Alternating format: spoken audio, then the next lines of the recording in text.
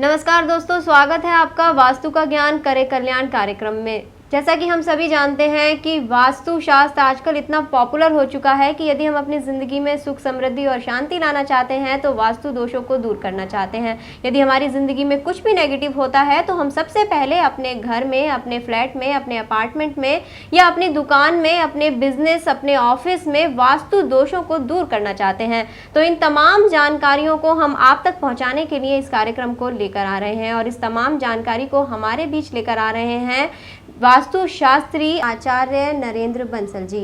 नरेंद्र बंसल जी, आपका हमारे इस कार्यक्रम में बहुत बहुत स्वागत है। नमस्कार।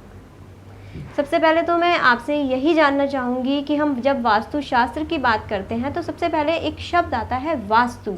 ये वास्तु क्या है? देखिए, वास्तु दो शब्द से मिलकर बना है, वास प्लस तु।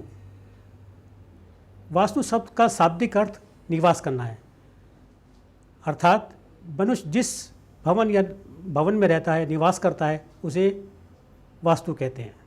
यानी ये तो वास्तु का शाब्दिक अर्थ हो गया कि जिस जगह हम निवास करते हैं। अब जब हम वास्तु के साथ शास्त्र को जोड़ देते हैं तो वास्तु शास्त्र क्या इंडिकेट करता है? वास्तु शास्त्र is completely based on science. You में से इट इज नॉट शास्त्र, इट इज विज्ञान, वास्तु विज्ञान।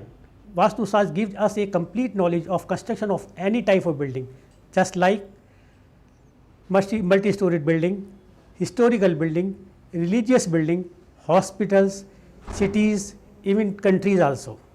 वास्तुशास्त्र से भवन निर्माण संबंधित ज्ञान विज्ञान प्राप्त होता है। इस शास्त्र में भवन में रहने वाले व्यक्तियों की अधिकतम सुख सुविधाएं और शांति प्राप्ति के हेतु नियम और सिद्धांतों को प्रतिपादित किया गया है। यानी ये कहा जा सकता है कुल मिला के कि जो रहने वाला है वो किस तरह से रह रहा है, किस तरह से उसका रहन सहन होगा, वो सारा वो किस भवन में रह रहा है, उसकी संरचना किस तरह की है, किस तरह का निर्माण वहाँ पे है, उससे उसका आकलन किया जा सकता है। उसका जो विज्ञान है वो वास्तुशास्त्र है। तो जो ये इसका उद्गम है वास्तुशास्त्र का, वो कहाँ से हुआ है? देखिए, वास्तुशास्त्र का उद्गम वेदों से है। हमारे 4 वेद हैं, ऋग्वेद, यजुर्वेद, सामवेद और अथर्ववेद। अथर्ववेद का एक उपवेद है स्थाप्य वेद। स्थाप्य वेद में वास्तुशास्त्र का पूर्ण वर्णन प्राप्त है। इसके अलावा 11 पुराण, 9 ग्रंथों में वास्तुशास्त्र का वर्णन प्राप्त होता है।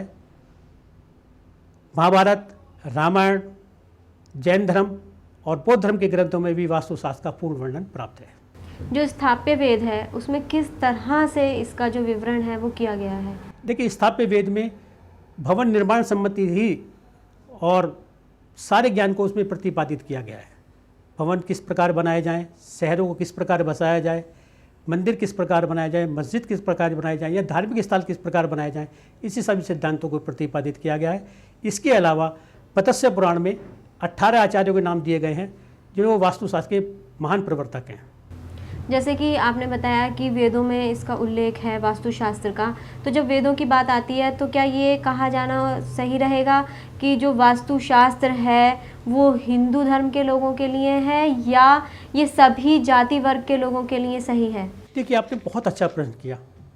वास्तुशास्त्र जो है ये केवल हिंदू धर्म के लिए नहीं है, हिंदू धर्म के मानने वाले व्यक्तियों के लिए नहीं है, ये सभी धर्मों के मानने वाले व्यक्तियों के लिए है। ये सभी धर्मों के मानने वाले व्यक्तियों को समान प्रभाव देता है, यानी अच्छा भी देता है, बुरा भी देता है। जो वास्तु हिसाब से अपने मकान, भवन किसी प्रकार भी निर्माण करता है तो उसको सुख समृद्धि प्राप्त होती है। इसका वास्तुशास्त्र का धर्म से कोई संबंध नहीं बनता है। ये जन कल्याण के लिए, मानव कल्याण के लिए बनाया गया है।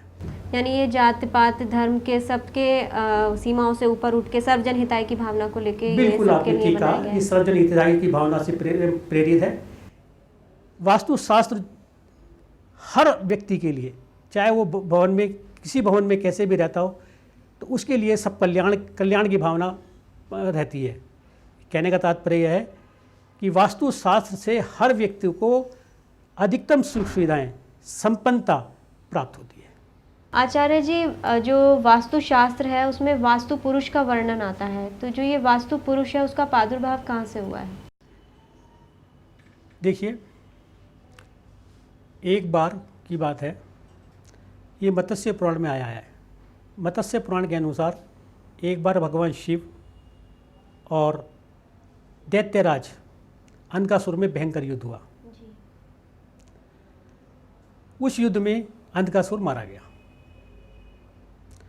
उसी समय भगवान शिव के ललाट से कुछ बूंदें पृथ्वी पर गिरी। उन बूंदों ने गिरते ही एक दैत्यकार आकृति का रूप लिया।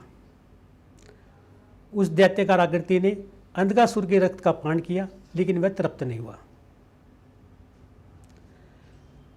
उसने भगवान शिव की स्तुति की, आराधना करी, तपस्या करी। भगवान शिव ने खुश होकर, प्रसन्न होकर उससे वर मांगने के लिए बोला। उसने तीनों लोगों को ग्रसित करने का वरदान प्राप्त किया। उन तीनों को लोगों को ग्रसित करने का वरदान प्राप्त करके वो लोगों को ग्रसित करता हुआ देवलोक पहुंचा। देवता लोग घबराकर ब्रह्मा जी के पास पहुंचे। ब्रह्मा जी ने उस विशाल आकृति को कंट्रोल करने के लिए, वश में करने के लिए युक्ति बताई। उस युक्ति के अंतर्गत सभी देवताओं ने उस भयंकर आकृति को औंधे मुंह पृथ्वी पर गिरा दिया और 45 देवता उस आकृति के विभिन्न अंगों पर अपना वास करने लगे। उस विकराल आकृति ने ब्रह्मा जी की स्तुति की और ब्रह्मा जी ने उसे वास्तु पुरुष का नाम दिया। यानी वो जो आकृति जो औंधे मुंह गिराई गई उसको वास्तु पुरुष कहा जाता है। बिल्कुल ठीक, आपने बिल्कुल सही कहा। वही वास्तु पुरुष के नाम से इस धरती पर जाना जाता है। और उसके ऊपर कितने देवी देवताओं ने उस पर जैसे मैंने पहले आपको बताया कि 45 देवता उस पर निवास करते हैं, उसके विभिन्न अंगों पर निवास करते हैं। 45 देवता। उस वास्तु पुरुष ने ब्रह्मा जी की फिर स्तुति की और उसको ब्रह्मा जी ने वरदान दिया कि तुम प्रत्येक भूखंड में पूर्ण स्वामी के रूप में पूजे जाओगे और ये 45 देवता तो हमारे अधिष्ठित देवता होंगे। जो व्यक्ति आपकी आराधना और पूजा करके अपना भवन का निर्माण करेगा वो पूरी मतलब अपने जीवन को सुख में प्राप्त होगा तथा उसके परिवार को, उसके व्यवसाय में भी वृद्धि होगी। यानी यदि कोई भी भवन निर्माण का कार्य हम करते हैं तो वास्तु पुरुष की पूजा करनी बहुत ज़रूरी हो जाती है, ताकि हमारे जो परिवार में है वो खुशहाली, सुख, समृद्धि और शांति जो है वो बनी रहे।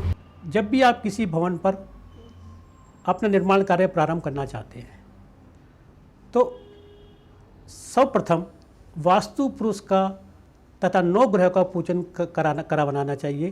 किसी योग पंडित को बुलवाकर भूखंड पर वास्तु पुरुष 9 ग्रह का पूजन करना अति अनिवार्य है।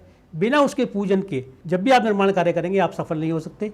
वास्तु पूजन के उपरांत ही आपको निर्माण कार्य प्रारंभ करना चाहिए। आचार्य जी, आपने इतनी अमूल्य जानकारी हमें दी और हम उम्मीद करते हैं कि जो हमारे जो दर्शक हैं उन्होंने इस तमाम जानकारी को अपने पास ज़रूर नोट कर लिया होगा और वो इससे ज़रूर फ़ायदा उठाएंगे। इन तमाम जानकारी के लिए आपका बहुत बहुत धन्यवाद।